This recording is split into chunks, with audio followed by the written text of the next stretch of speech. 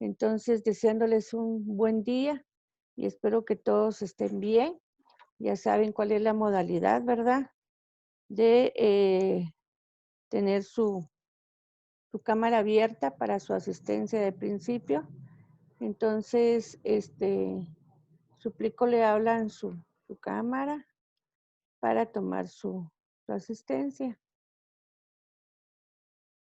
Vamos a darle ingreso a este joven. Bueno.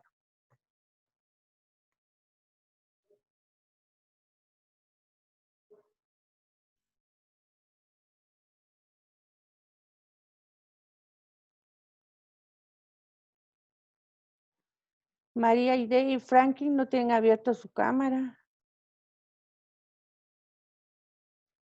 Ya. María.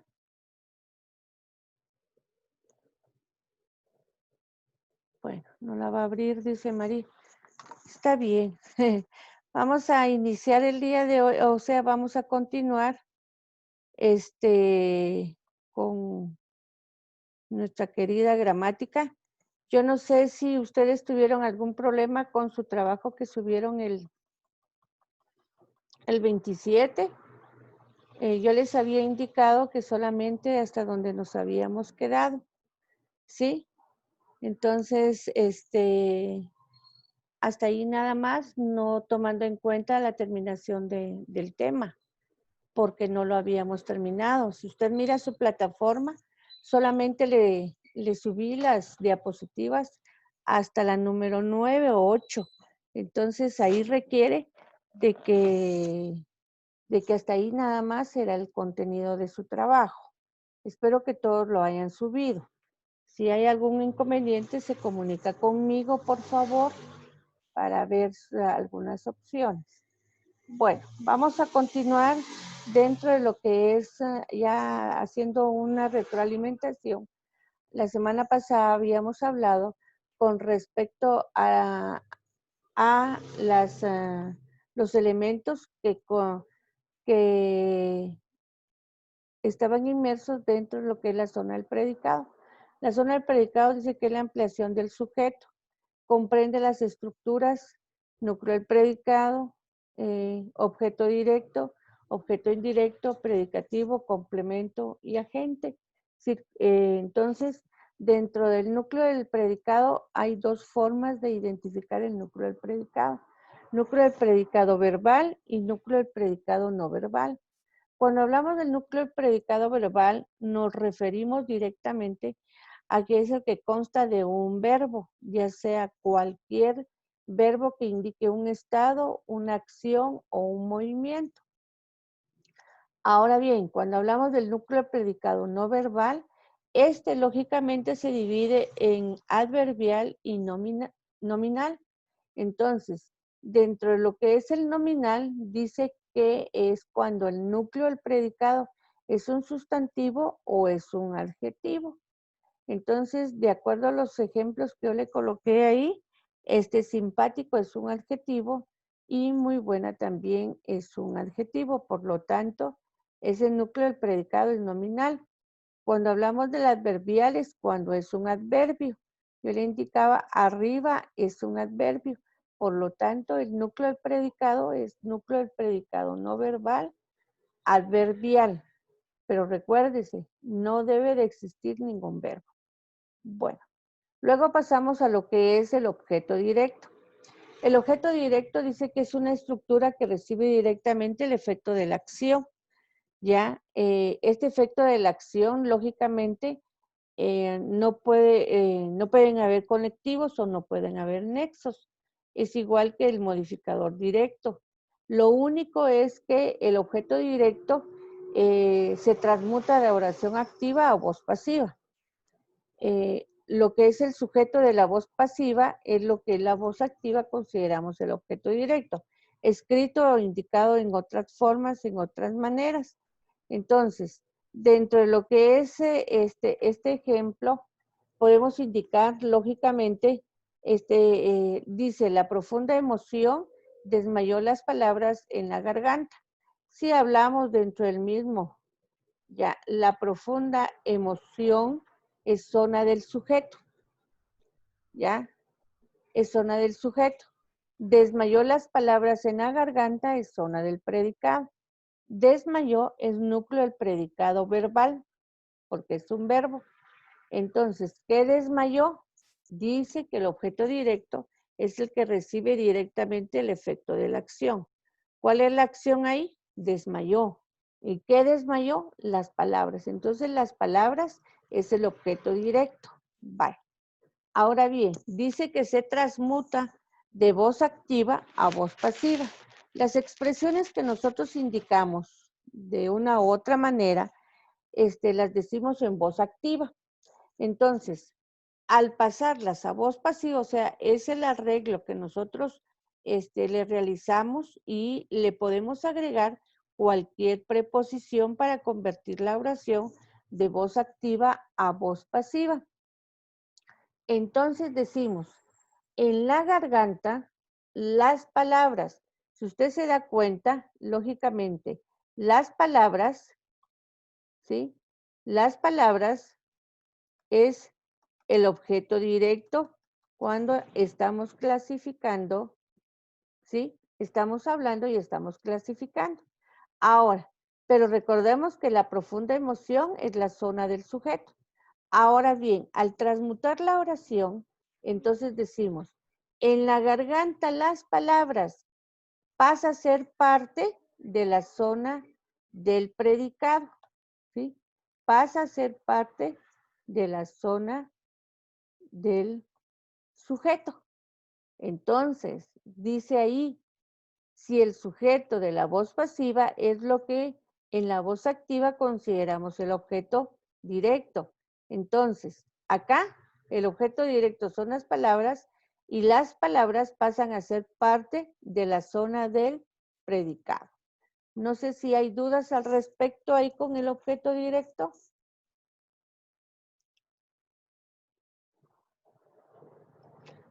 O me están entendiendo todo o no me están entendiendo nada. Entonces, cualquier duda que usted tenga me puede interrumpir, no hay ningún problema. Luego pasamos al objeto indirecto. El objeto indirecto dice que es la estructura que indica para qué o para quién se ejecuta la acción. ¿Ya? Lógicamente esta suele ser precedida. Precedida significa antes de, por las preposiciones a o para. También puede estar formado por se o le. Por ejemplo, Mercedes recibió un ramo de flores para su mamá. Mercedes, lógicamente, sabemos que es la zona del sujeto. Entonces es núcleo del sujeto. Recibió un ramo de flores para su mamá, la zona del predicado. Siempre nos tenemos que acostumbrar a dividir la oración en zona del sujeto y zona del predicado. Porque recuérdese que sintácticamente solo podemos analizar las oraciones bimembres, sintácticamente. Semánticamente podemos analizar cualquier expresión idiomática. Entonces, decimos, recibió un ramo de flores. Recibió es núcleo el predicado. Vamos a ver si me da aquí. Ok.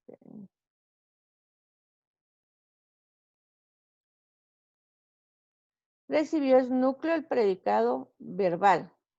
¿Qué recibió? Un ramo de flores. Ese es un objeto directo.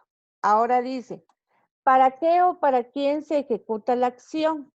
Y suele estar precedidos por para o a. Entonces, aquí tenemos la preposición para. ¿Para quién? Para su mamá. Entonces, por lo tanto, para su mamá es el objeto indirecto, ¿ya? Para su mamá es el objeto indirecto, porque está indicando para qué o para quién se ejecuta la acción. Ahora bien, otra forma dentro del mismo de identificar lo que es el objeto indirecto es sustituyéndole o formado por el pronombre se o le.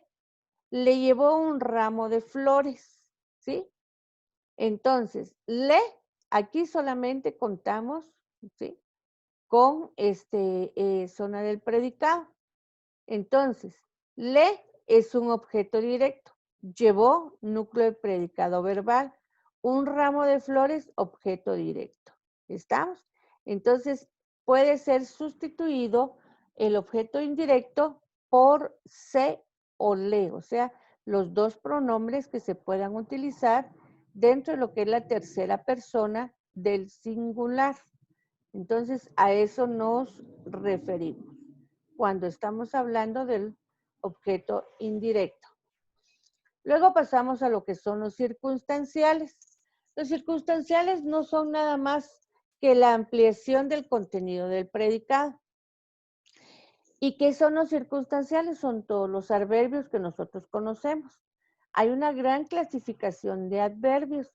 Estos pueden ser de lugar, aquí, allí, allá, de modo, puede ser correctamente, atentamente, de negación, no, nunca, jamás, de afirmación, cierto, por supuesto, etcétera, ¿verdad? Entonces, hay una gran variedad dentro de lo que es el significado, dentro de lo que son los adverbios. Entonces, el adverbio no es nada más que la ampliación de los circunstanciales. Por ejemplo, voy a utilizar una hoja de más. Por ejemplo, si yo le digo, ayer,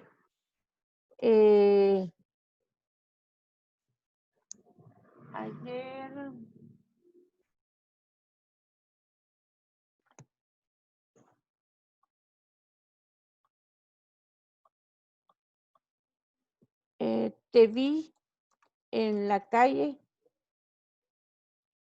con tu hermano.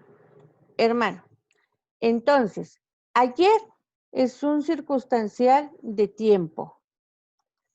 Te vi en la calle es un circunstancial de lugar.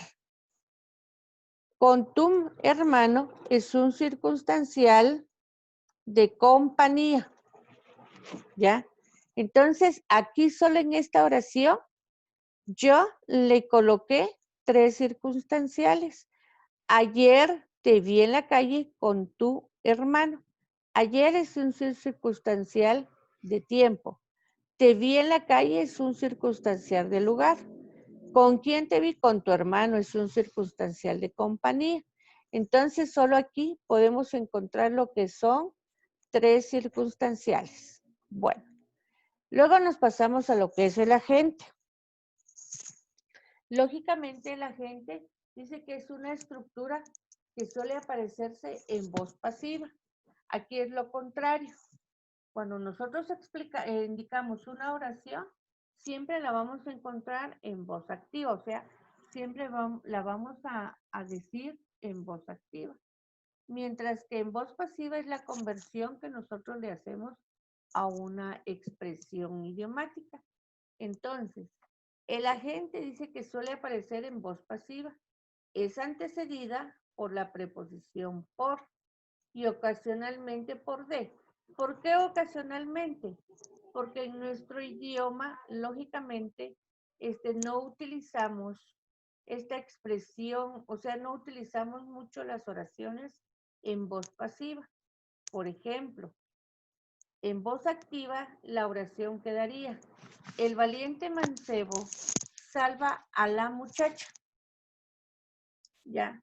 Por decirle, mancebo significa el valiente hombre, ¿sí?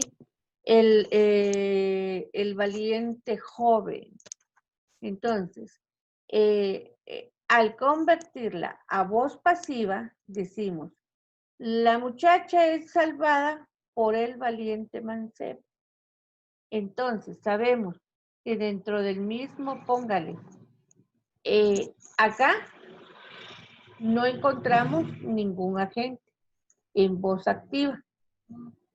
Sin embargo, al pasarla a voz pasiva y que esté precedido por, o sea, valga la redundancia, por la preposición por, lo siguiente es el agente, sin perder el significado de la expresión misma, ¿verdad? Sin perder el significado de la oración. Entonces decimos, la muchacha es salvada por el valiente mancebo. Acá tenemos la expresión por el valiente mancebo. Esto es el agente, ¿ya? Porque en primer lugar está en voz pasiva, está precedido por la preposición por y lo que sigue indirectamente ya está indicado por un sujeto, por un objeto, por una acción o por un estado. Entonces, lógicamente, se encuentra el agente solamente en voz pasiva. ¿Alguna duda? ¿Hay dudas? ¿No hay? Bueno. No, licenciada. Pasamos entonces a lo que es morfología. Morfología dice que son los cambios y transformaciones que sufren las palabras en nombre y verbo. Recuérdese que nosotros habíamos indicado y hablado que la gramática se dividía en 5 grupos, en semántica, sintaxis, morfología, fonología y fonética. Entonces, dentro del mismo, la morfología, van a ser los cambios y transformaciones que van a sufrir las palabras. ¿Cuáles esos cambios se pueden dar en nombre y en verbo? En nombre nos referimos al sujeto mismo y en verbo es la acción que realiza el sujeto. ¿Y cuáles van a ser esos cambios en el nombre? Van a ser en género, en número y en caso, ¿ya? Y el cambio y los aspectos en verbo van a ser en persona, en número, en tiempo, en aspecto, en modo y en voz. Entonces, a eso nos referimos dentro de lo que es la morfología. Recuérdese que la morfología dice que son cambios y transformaciones que sufren las palabras. Entonces, sabemos que en primer lugar, todo nombre o verbo está constituido por 2 elementos, la parte variable y la parte invariable, ¿ya? O sea, la parte de la palabra que no sufre alteraciones, que es la parte invariable, que no se puede tocar, que no se puede omitir, que no se puede trasladar de un lugar a otro. Se queda tal y como está. Y el elemento variable es la parte de la palabra que sí va a sufrir cambios y transformaciones. Entonces, cuando estamos hablando dentro de lo que es la parte invariable, pues esta se ha recibido muchos nombres de acuerdo a su lectura, de acuerdo a lo que usted ha leído, ha recibido muchos nombres como raíz, como radical, como morfema base o como lexema, morfema nada más. Entonces, en esta ocasión, nosotros la vamos a llamar raíz a la parte invariable, o sea, la parte de la palabra que no va a sufrir cambios. Y la parte variable ha recibido nombres como desinencia, terminación, morfema clase. Entonces, o lexema, también lo podemos conocer como lexema, que son los cambios, o sea, lo que usted conoce como sufijo y prefijos, ¿ya? Que son los cambios que sufren las palabras. Nosotros en este momento vamos a utilizar desinencia para la parte de la palabra que sufre cambios, que va a sufrir cambios morfológicos.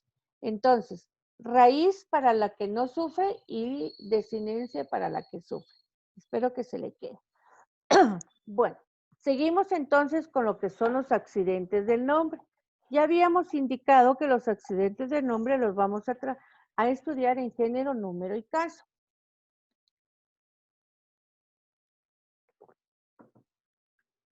Cuando hablamos del género, dice que es la clasificación morfológica. Yo le estoy hablando de una clasificación morfológica. Se clasifica en masculino y en femenino, en los seres vivos, ¿ya? No podemos decir que en los seres vivos hay género neutro. Bueno, entonces, en género masculino, lógicamente yo le coloqué allí ejemplos: padre, yerno, caballo, tío, director, carnero. Por ejemplo, no precisamente todos los nombres que terminen en E o en O son masculinos, sino que también depende de la constitución biológica que presente que tiene cada persona. Por nuestro conocimiento natural, sabemos perfectamente cuándo alguien es masculino o alguien es femenino. En femenino aparece madre, nuera, yegua, tío, directora y oveja. O sea, es lo contrario de los ejemplos que yo coloqué en la parte de arriba, en masculino. Perdón. Ahora bien, cuando nos referimos, por ejemplo, al masculino en animales, vamos a indicar que es macho y hembra en animales, ¿ya? Entonces, en plantas, pues es femenino y masculino. O sea, dentro del mismo se reconocen algunas plantas que se indican la fotosíntesis y el género que ellas tienen. Entonces, ahí dentro de los seres humanos no hay un género neutro. Sin embargo, sí existe el género neutro. El género neutro significa ninguno de los dos, o sea que no hay masculino ni femenino, y solo se refiere a una cantidad. Pero el género neutro solamente se refiere a objetos inanimados. Por ejemplo, si yo le dijese escritorio, no por el hecho de terminar en O va a ser masculino, porque yo no lo puedo identificar y decir, este escritorio es un hombre o es un género masculino. No, porque es un objeto inanimado, entonces, por lo tanto, es un género neutro, ¿ya? Entonces, dentro del mismo, también género neutro se puede expresar a través de las expresiones precedidas por un adjetivo, ¿ya? Lógicamente, precedidas por un artículo, perdón, sino que la expresión de un adjetivo, si yo le digo lo agradable, lo bueno, lo blanco, pues esta expresión va a ser neutro, porque yo no voy a identificar el género en bueno. Ahora, si yo digo Carlos es bueno, ahí sí, porque Carlos me determina el género. Pero si yo digo lo bueno que es salir, ¿ya? Lo bueno que es salir, entonces ahí estoy identificando género neutro. ¿Por qué? Porque no hay una clasificación de género masculino y femenino para las expresiones inanimadas o objetos inanimados. A eso se refiere lo que es el género.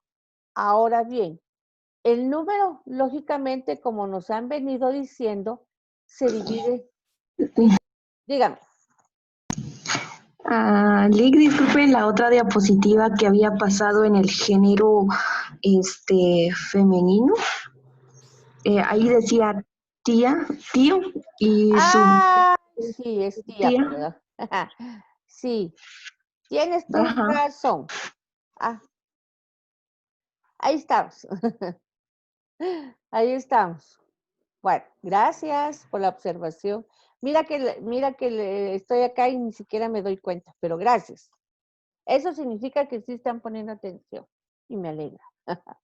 Bueno, dentro de lo que es el número, lógicamente, desde primaria nos han enseñado que hay singular y plural. Singular se refiere a un objeto y plural se refiere a varios objetos. Pero ojo, ojo. Hay algunas palabras que están escritas en singular, pero que pertenecen al plural. Por ejemplo, rebaño. Está escrito en singular, pero significa plural, ¿verdad? Entonces hay que tener un poquito de cuidado en ese sentido.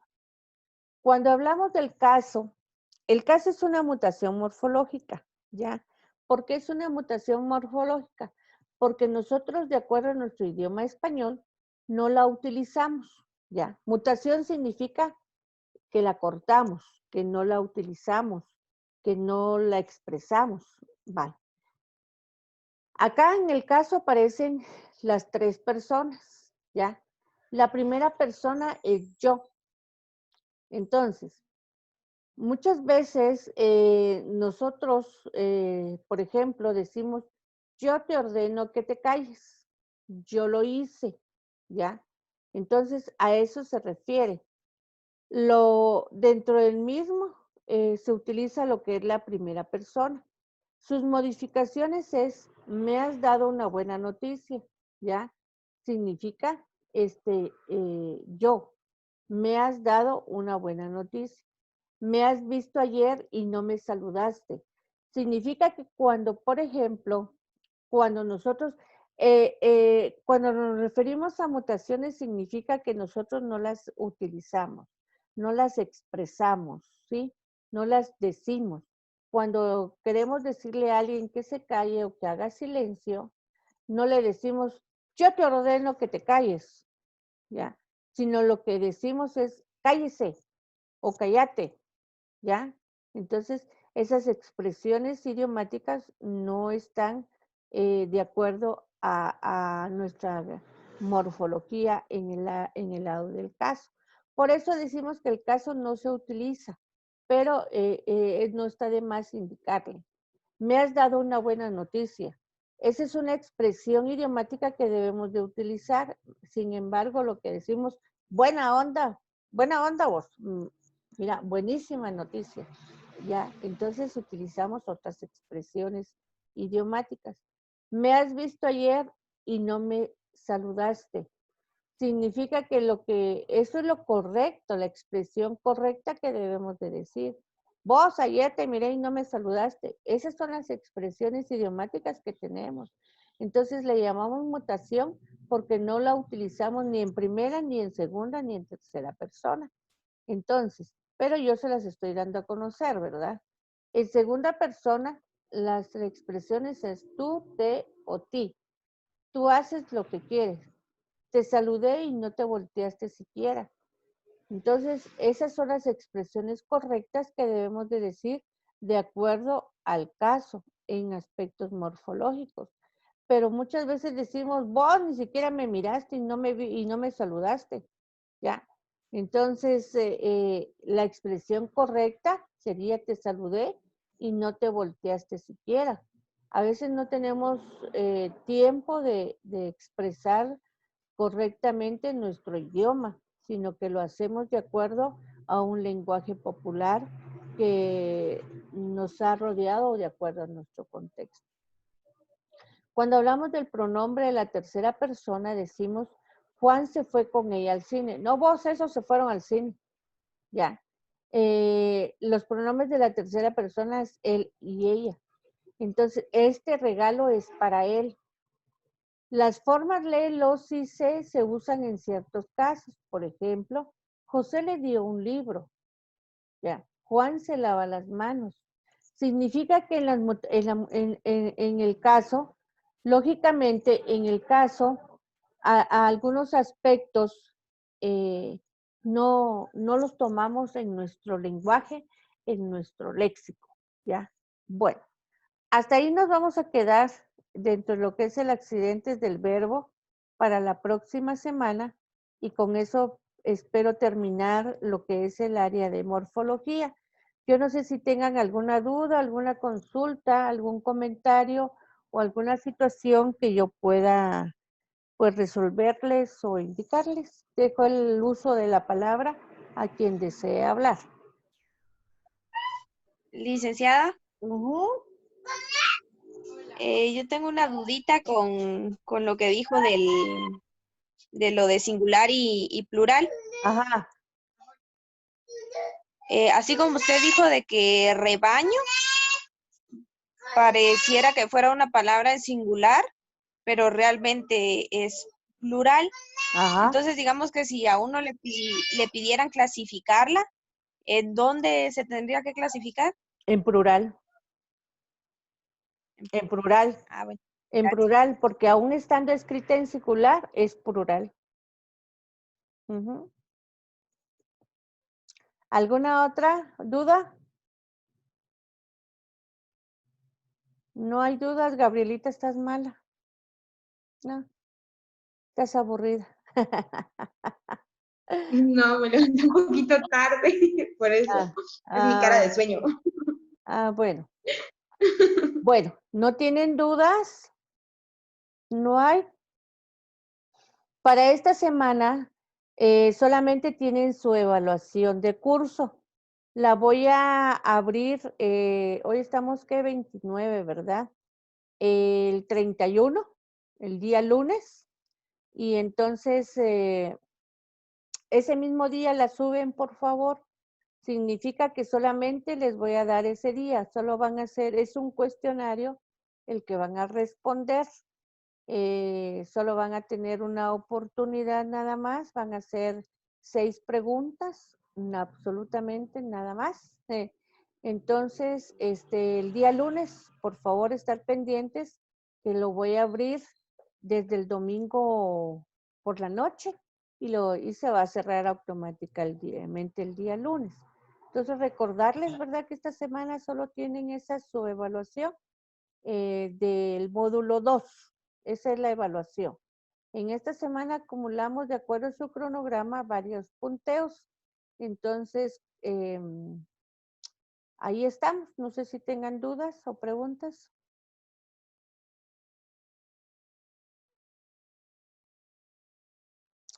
¿No hay dudas ni preguntas?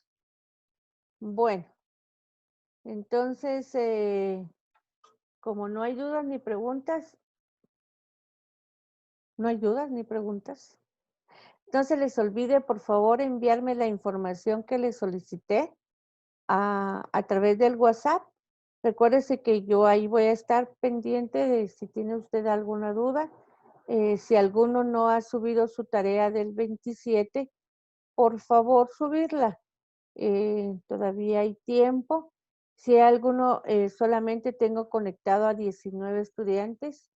Me faltan estudiantes, no han estado en clases, pero si conocen de alguien que ha estado enfermo o que ha tenido problemas, pues hacérmelo saber porque a veces como no salgo, no me entero de las cosas, ¿verdad?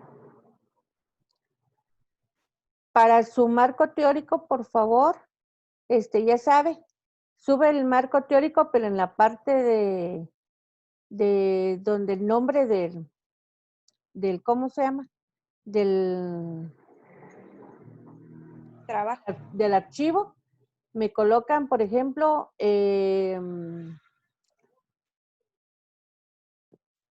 marco teórico creo que es, o no me recuerdo qué otra expresión les indiqué ahí. Y Fundamento teórico, decía, licenciada. sí, fundamento teórico 1 significa grupo 1. Fundamento teórico 2 significa grupo 2. No sé si me doy a entender. Vaya, por favor. Sí, licenciada. Vale, entonces así me suben el archivo, tienen hasta el lunes para subirlo. Se me cuidan mucho, que Dios me los bendiga y cualquier cosa estamos a la orden. Voy a citarlos entre semana para que vayan avanzando en su trabajo de investigación las siguientes partes que corresponden, porque creo que esas no les he explicado. Entonces, entre semana nos vamos a comunicar. Bueno, en la noche